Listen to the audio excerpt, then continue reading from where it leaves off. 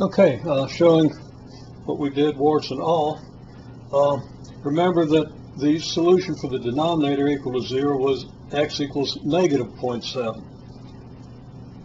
I attempted to construct the graph using our information with the zeros here, here, and here, and with the potential asymptotes here and here, with the end behavior that the graph comes up from large negative values on the left and goes off with large negative values to the right. Okay, this didn't work. Okay, we came up here and I chose to come up to a positive asymptote, and then knowing that the function would change its sign between as we cross the 0 of the denominator at x equals negative 4.3.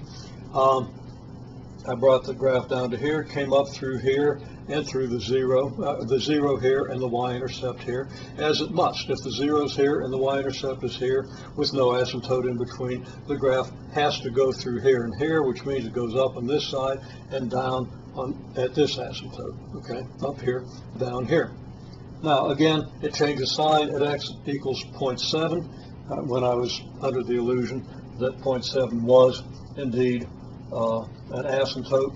So it was positive here, so it's got to be negative here, so it comes up from large negative values through this 0, comes around here, and then it has to go back down through this 0, and then it can't get back up through the x-axis, which means that it can't do this. So I knew something was wrong. I wasn't sure what it was, but we were getting close to the end of class, and I didn't have time to go back and look at everything.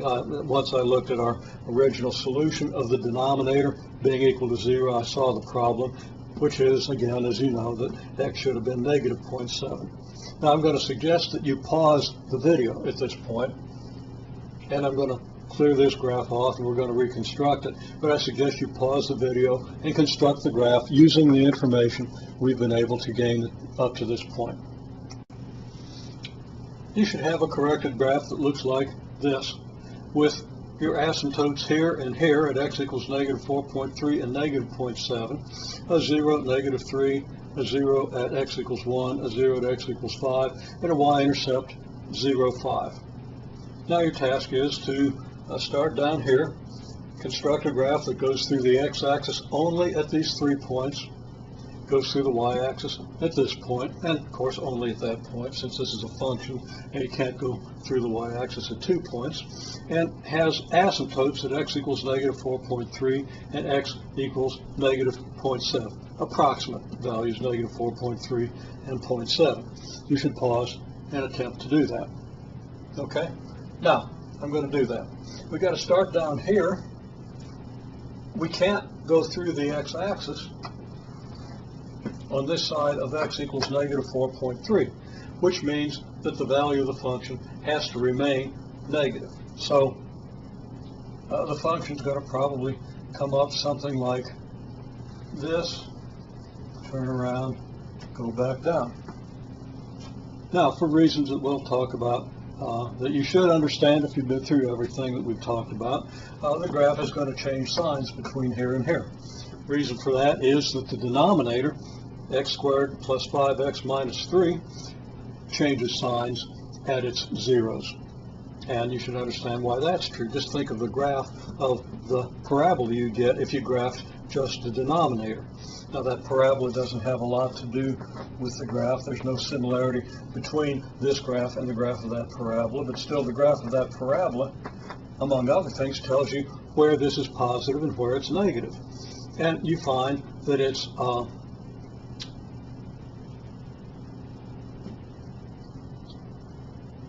positive to the left of x equals negative 4.3, negative between negative 4.3 and negative 0.7, and positive for x greater than the negative 0.7. You might think about why that's so. You can always test it by plugging in numbers, but that should be unnecessary if you understand the graph of a quadratic.